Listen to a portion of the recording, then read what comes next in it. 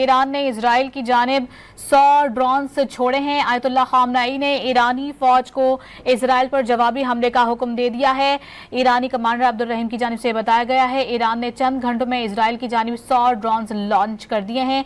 Iran का Israel पर drone हमला सामने आया है। तो अपने नाज़रीन को बताते चलें कि ईरान की जानिब से अब रिएक्शन देने का सिलसिला शुरू हो चुका है और ईरान ने इजराइल की जानिब 100 ड्रोन्स छोड़े हैं। आयतुल्लाह खामनेई ने ईरानी फौज को इजराइल पर जवाबी हमले का हुक्म दे दिया है। ईरान ने चंद घंटों में इजराइल की जानिब 100 ड्रोन्स लॉन्च कर दिए हैं।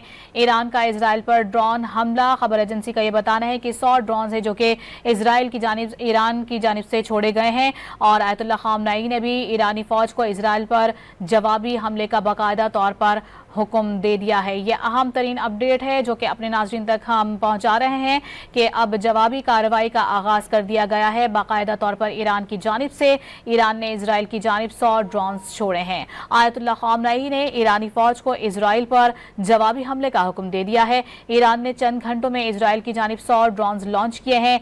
ईरान ने इजराइल पर ड्रोन हमला कर दिया है।